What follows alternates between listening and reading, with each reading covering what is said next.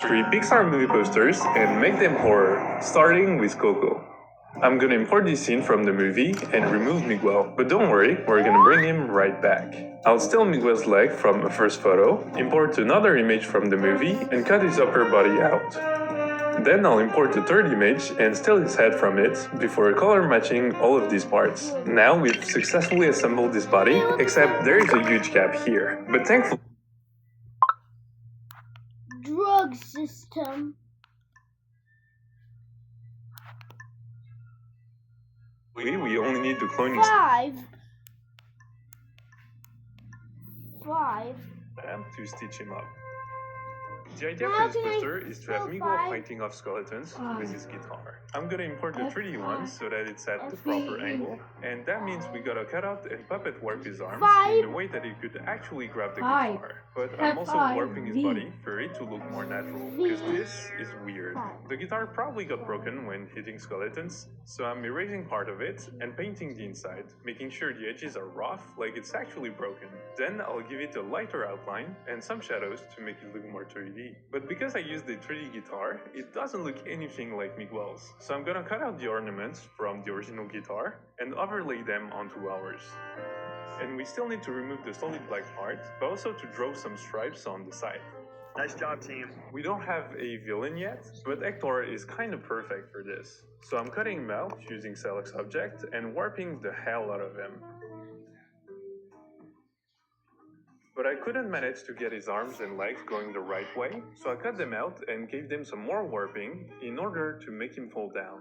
But he still looks very happy, and that's a problem. So I'm fitting a new mouse onto him and erasing his eyes with a dark bottomless void as empty as his soul. Sorry, I got carried away. But I did add a red glow inside of his eye sockets and painted some saliva falling from his teeth. The thing is, the other half of the guitar couldn't have magically disappeared, so we need to add some bits and pieces flying around, and the 3D broken plate I found works perfectly. I'm also importing another guitar and cutting out only the bottom so that it looks like the part that broke off. And to make this even more dynamic, I'm adding motion blur to all of them. Did you notice that Miguel is not looking in the right direction? Let's just erase his eyes and duplicate his pupils before moving them to the right. Woo! Yeah! But to really bring this all together, we need some...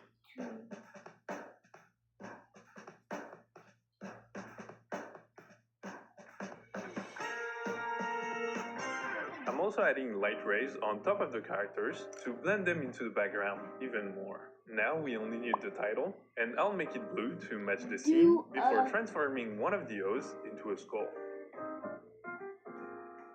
So this is the whole version of Coco. The next one is Inside Out 2. This might be the most requested movie on this channel, so today we're giving it a shot. Let's start with the original poster as reference, and then paint the whole thing black. I'll give it a shadow to simulate a wall in the background, but also some vignettes. I can't just steal the mason jar from the original poster because there are too many things interacting with it. So instead, I'm importing a 3D render of one and aligning it with the original poster. Then I'll get the lead from a smaller jar and fit it onto the big one. I think the most important things about these posters are going to be the vibes and the lighting. So I'll import these light rays coming from the ceiling and light our jar perfectly. I'll just make sure to remove the saturation so that it doesn't look blue. It's finally time to get the characters inside of the jar. So I'm cutting out the main emotions and putting them inside. I just need to fix up Sadness's cheek and make sure they are standing inside of the jar, not behind. Now for the scary part, I'm importing a window with condensation droplets and I'm gonna warp it around the jar before setting its blending mode to screen and dropping its opacity. But if they're behind fogged out fast, they should look more like silhouettes. So I'm dropping their exposure.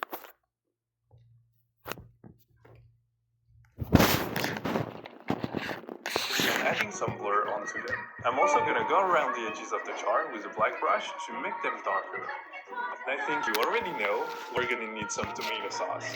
So I'm importing this bloody hand pressed on glass that I'll blend in. But I also got this weird looking refracting red liquid thing that we can warp and adjust the blending off. Obviously, that's not enough ketchup for my taste, so I'm adding some nice drippings in the corner as well. The problem is we can't really see the characters anymore, so to really lean into the silhouette thing, I'm gonna drop their exposure some more, but most importantly, I'll paint a backlight behind them. And that really makes an insane difference. It's literally night and day. Speaking of difference, it would really make one happy if you subscribe. Now I'm gonna import embarrassment because I think he would be the perfect culprit. I'm gonna warp him so that he's speaking from behind the jar, and I'm also giving him a creepy smile using Liquify. Then I'll get his arm from another image and I'll warp him again to make it fit. The problem is we can see his arms underneath the new one. So let's cut out this hoodie from a screenshot and warp it on top of his arms. Then I'll get the hand and add it behind the sleeve. Having trouble coloring under the black lines? Fix it in one click. So, confession time. I Mom, should I downloaded go ColourPop add thinking it games? was Should just I for go kids. make games? Spoiler alert, it's not. I was bored one night. Hand and add it behind the sleeve. Nice. I feel like he still isn't dangerous enough, so I'm gonna give him a knife, and why not add some extra ketchup on it? But his eyes are a little too shy, so I'm erasing them and painting some crazy eyes instead. Then I'll just give him some highlights and shadows to blend him into the scene even more. Finally, we just need a little bit of haze behind the jar and a nice title that I'll make red. So this is the horror version of Inside Out 2. Our last poster is Luca. First thing first, let's import one of the original posters, and we're gonna erase Luca. Then I'm gonna use Select Sky to get rid of the sky. The problem is the selection is all messy, so I'm gonna clean it up before moving on. Now we can extend the ocean at the bottom and import the night sky full of stars. But the ocean clearly doesn't match the sky, so let's use hue and saturation to fix that. Then we can import a 3D fishing boat and place it on the side. Let's drop its opacity and erase the part that should be underwater. Now I'll decrease the mask density so it remains a little bit visible, and I'll make it a little darker. But this boat is gonna need a way to fish something big. And luckily, I found this 3D crane at the perfect angle, which top part I'm gonna cut out. Then I'll get the pole from another crane and stretch it tall enough. Now I'm gonna mask it behind the cockpit of the ship, add some shadows, and make these two parts blue. But the boat is still a little too bright considering its surroundings, so let's give it a little bit of color grading. Let's also draw a nice cable hanging from the crane that I'm gonna shade real quick.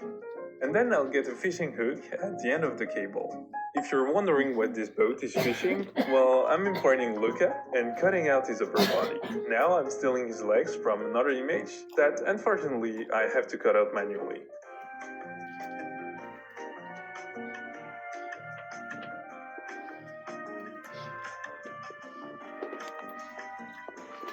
But once it's done, I'm fitting them onto the rest of the body. We still need to get his head from another photo, and I don't know what's up with Select Subject today, but I also had to cut it out manually.